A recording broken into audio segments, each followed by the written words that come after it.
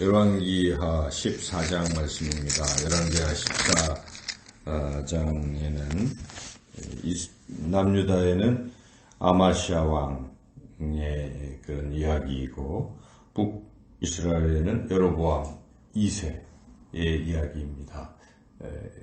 그래서 이제 두 왕의 공통점은 처음에는 좀 잘하는 것 같았는데 잘 되니까 교만해져서 둘 다 패망하게 됐다. 그런 내용입니다. 그래서 먼저 남유다의 이 아마시아 왕의 이야기를 살펴보면 22절까지 기록되어 있는데, 이제 아마시아가 처음에는 3절에 보면 여호와 보시기에 정직히 행하였으나 해서 다윗만큼 그렇지는 않았지만 그래도 아마시아가 초기에는 하나님을 잘 섬기고 그렇게 잘 했죠. 그래서 예를 들면 자기 아버지를 죽였던 신하들을 죽일 때 그 신하들의 자녀들은 죽이지 아니하였다. 6절에 보면 왕을 죽인 자의 자녀들은 죽이지 아니하였으니, 그것은 하나님 말씀에 지금으로 말하면 연좌제 같은 거 하지 말라는 것이죠. 당대에 그 사람이 잘못했으면 그 사람만 이렇게 처벌하지 그 자녀들까지 처벌하지는 말라 하는 것이죠. 우리나라에도 뭐 조선시대나 또 그 시대에 산족을 멸하고 부족을 멸하고 이런 식의, 그러니까 더 이상 모반을 꾀하지 못하도록 하는 그런 징벌들도 있었지만, 그것은 비성경적이고 하나님께서는 잘못한 본인만 하시지 자녀들까지 그렇게까지는 안 하신 거죠. 그래서 물론 부모로 인해서 자녀들이 어떤 영향을 받는 것도 사실입니다. 그래서 부모가 잘하면 자녀가, 하나님은 자녀들에게 천대나 복을 주신다고 약속하시고, 그러나 이제 상대적으로 부모가 잘못하면 3, 4대에 이르러까지 또 하나님의 어떤 징계가 있다 하는 그런 말씀. 근데 그 말씀의 본인은 그만큼 하나님은 잘하면 아주 오랫동안 축복하시고 잘못하면 조금 징계하시겠다는 하나님의 사랑을 드러내는 표현인데, 여튼 성경은 이런 어떤 삼족을 멸하거나 자녀들 뭐 이렇게 하지는 않았다는 것이죠. 그런데 이 아마시아 왕이 그래도 하나님 말씀에 순종해서 생각 같아서는 자기 아버지를 죽인 신하들의 그 삼족을 멸하고도 싶고 구족을 멸하고도 싶었지만 하나님 말씀 때문에 참았다. 그래서 아마시아가 훌륭한 면이 있었다는 것이죠. 그런데 문제는 이제 아마시아가 이 에돔을 격파했어요. 7절에 보면 소금 골짜기에서 에돔 사람 10,000명을 죽이고 아주 격파를 해서 승리를 했습니다. 근데 승리에 도취된 것이 문제입니다. 아마시아가 여기에는 그냥 이렇게 짧게 기록되어 있지만 역대하에 보면은 역대하 한 25장인가 그쯤에 보면은 그런 이야기가 나옵니다. 이 아마시아가 에돔을 물리치고 돌아오면서 에돔 도시 한 세일이라는 곳에서 우상을 이렇게 탈취해가지고 그걸 신으로 섬겼다. 그래서 하나님의 진노를 사서 결국 아마시아가 비참한 최후를 맞이하게 됐다는 것을 기록하고 있습니다. 그래서 아마시아가 여기 이렇게 에돔에게 승리하고 교만하고 우쭐해지니까 이 잘된 게 마치 자기가 잘해서 그런 양 이렇게 생각한 겁니다. 사실은 하나님께서 아마시아와 함께 하셔서 승리하게 하셨는데 그걸 잊어버리는 것이죠. 사람은 이게 문제입니다.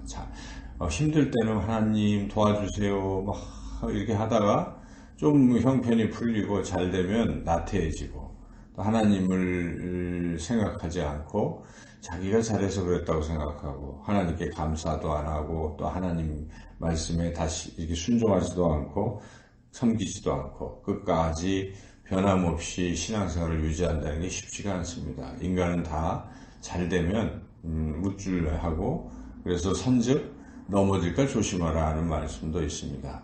그런데 항상 겸손해야 되는데 하나님 앞에서 교만하면 패망의 선봉입니다. 넘어짐의 앞잡이라고 성경은 기록하고 있습니다. 그래서 우리가 잘 될 때 주의해야 됩니다. 잘 될 때 더욱 하나님 앞에 감사하고 겸손해야 끝까지 하나님의 보호하심과 보호를 받는다 하는 거 우리가 잊지 말아야 되겠습니다. 근데 아마시아는 그렇지 못해서 이제 교만해지니까 이제는 뭐라고까지 하냐면 북쪽에다가 도전장을 내밀어 가지고 선전포고를 하면서 북한이 아니죠. 북이스라엘과 한판 전쟁을 벌인 것입니다.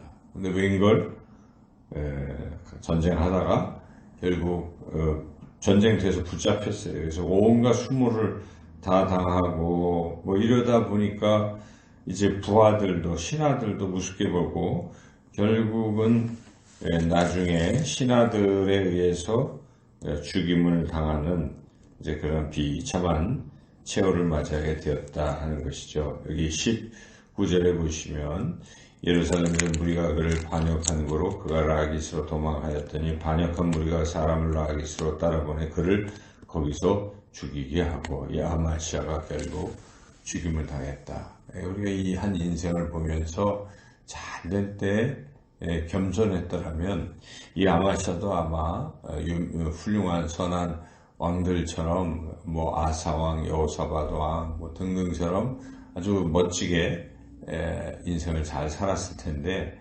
그만 잘하다가 교만해서 이런 비참한 최후를 맞이했다는 것이죠. 이어지는 여로보암 2세. 여로보암 왜 2세라고 했냐면 북이스라엘을 개국한 사람이 여로보암입니다.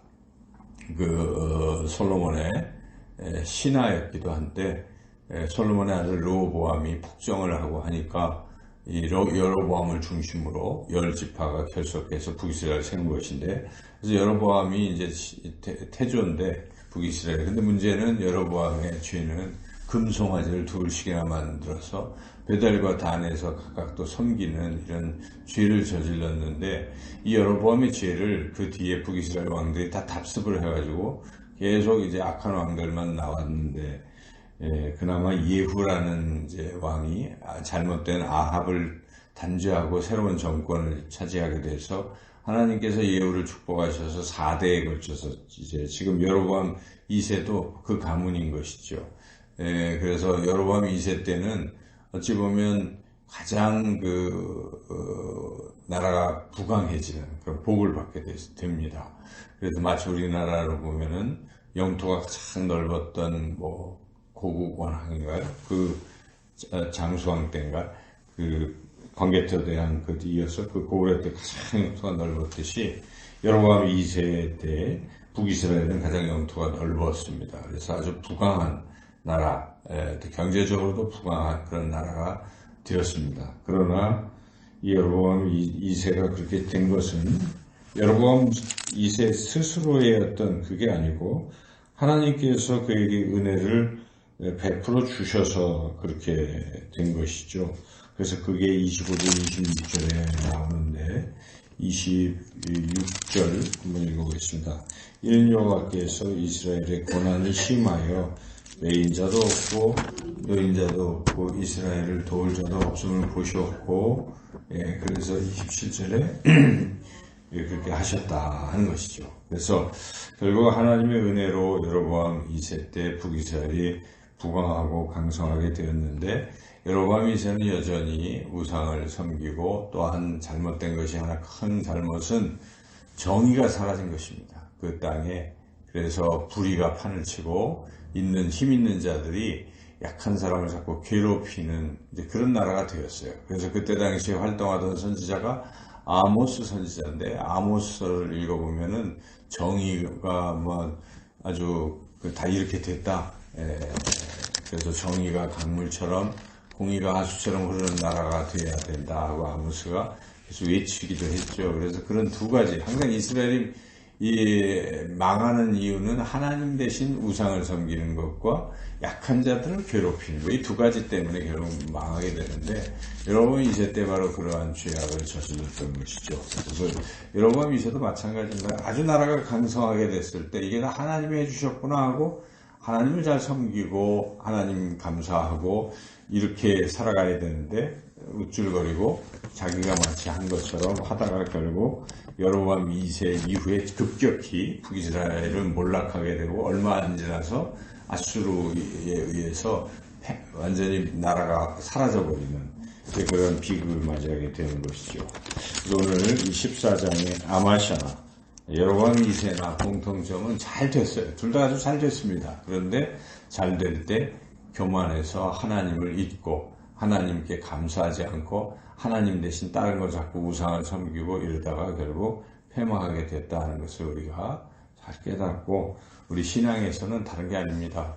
뭐 아주 잘하고 이러는 것보다 좋은 신앙은 변하지 않는 것입니다. 처음이나 나중이나 끝까지 신실하게, 그걸 충성이라고 하는 것이, 하나님이 가장 기뻐하시는 사람은 충성된 사람입니다. 변치 않는 사람이에요. 어제나 오늘이나 영원토록 변치 않고 그냥 묵묵히 하나님을 잘 섬기고 나가면 하나님이 그 인생의 복을 주시고, 또 그가 세상을 떠날 때 하나님 나라에서 영원토록 하나님의 복을 받아 누리며 살게 될 것입니다. 자녀들도 하나님이 복을 주실 것입니다. 우리도 끝까지 겸손하게 변치 않는 신앙의 삶을 살아가는 저와 여러분이 되시기를 주님의 이름으로 축원합니다.